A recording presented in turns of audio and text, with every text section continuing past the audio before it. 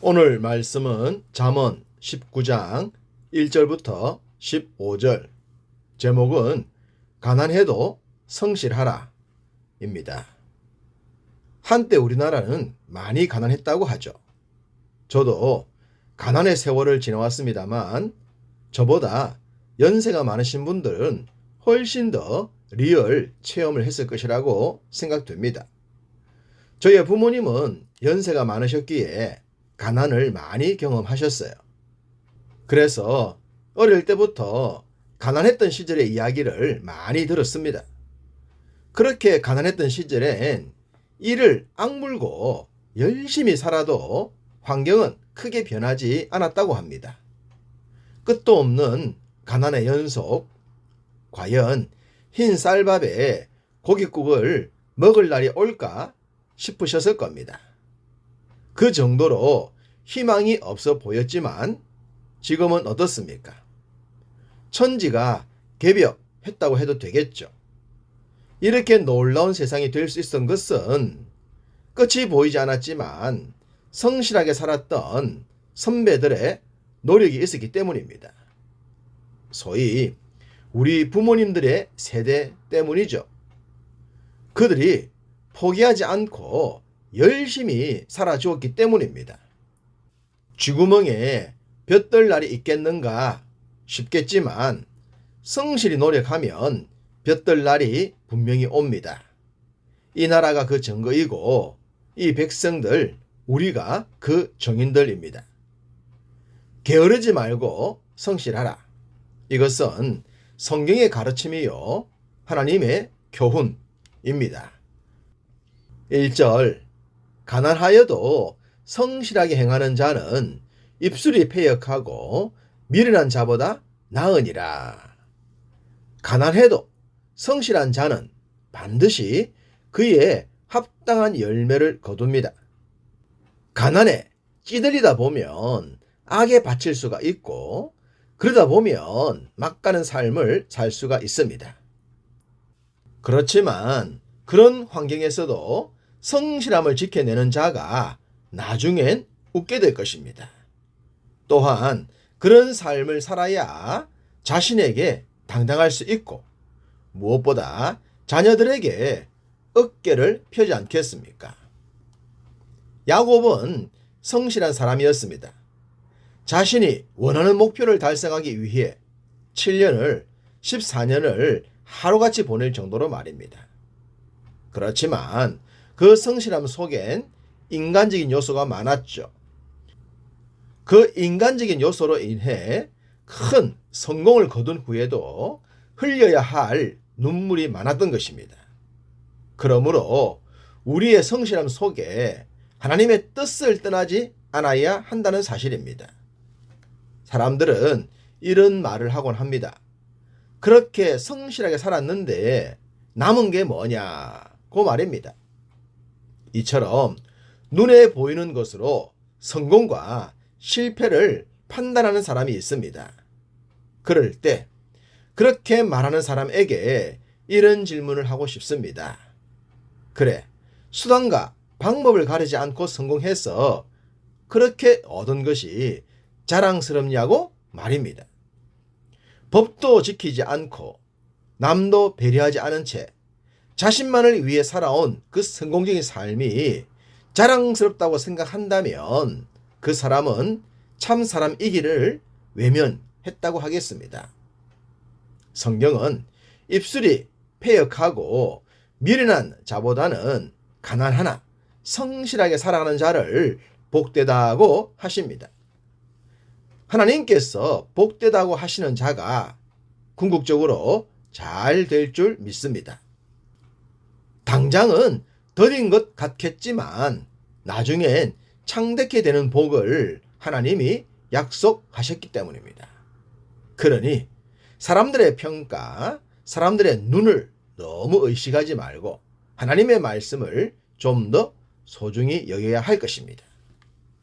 3절, 사람이 미련함으로 자기 길을 굽게 하고 마음으로 여호와를 원망하느니라. 입술이 패역하고 미련한 자와 미련하여 자기 길을 굽게 하는 자가 동일한 사람이지 않을까요? 이런 사람들은 핑계를 잘 댑니다. 처음엔 가까이 있는 사람들에게 핑계를 대고 나중엔 하나님을 향해서도 원망하고 탓을 하죠. 이런 결과를 보여주는 것은 한마디로 지혜가 없기 때문입니다. 요즘 정치인들을 보면 남 탓과 핑계 대는 것을 많이 봅니다. 문제가 생겼다면 문제를 직시하고 대안을 제시하면 되는데 많은 경우 남 탓을 해요. 전 정부 탓을 하거나 전 지도자를 언급하기도 합니다. 그런 것도 필요는 하겠지만 더 중요한 것은 대안이지 않겠습니까?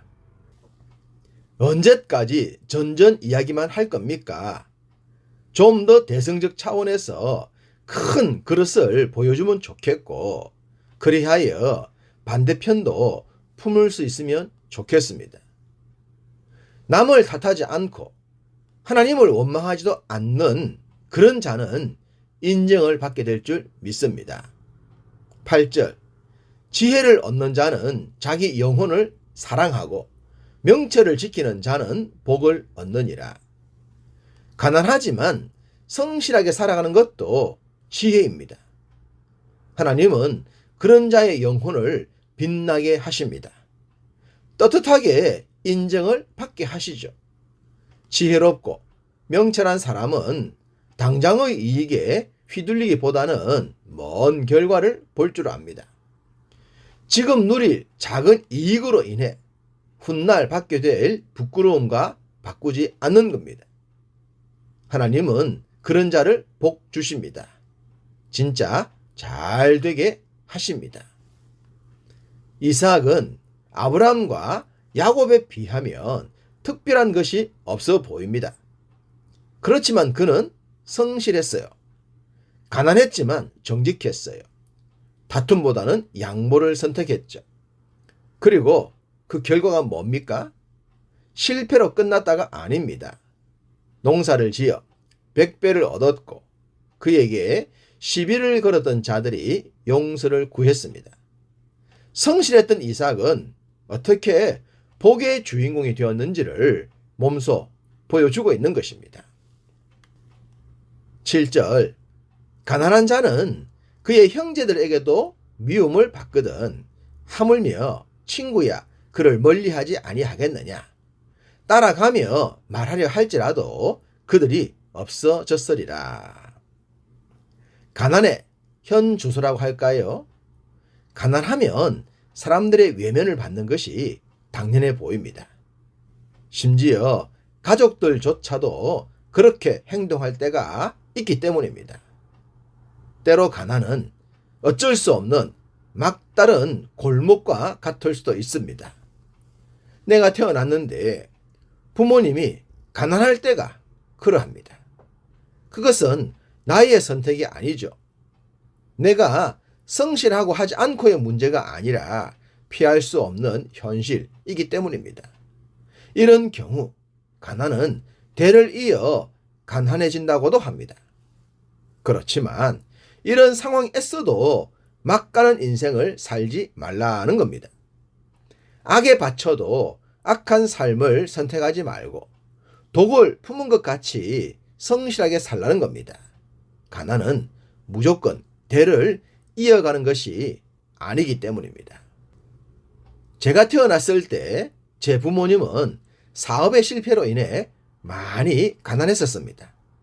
당연히 우리 형제들도 다 가난했죠. 그렇지만 형제들 모두 성실하게 살았습니다. 예수를 믿지 않는 형들도 동일했습니다. 그 결과 두 형은 사장님으로 퇴직하셨고 저를 포함하여 두 누나도 잘 살고 있습니다. 가난했지만 성실했던 부모님의 영향을 받았기 때문입니다.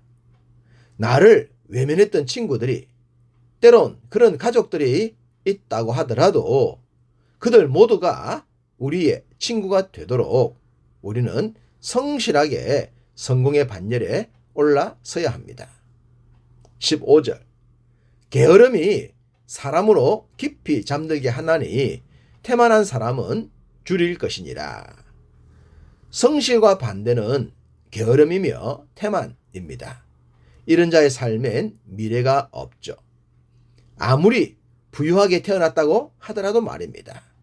우리 모두 주 안에서 성실합시다. 그래서 성실로 성공의 반열에 우뚝 세워지기를 간절히 소망합니다.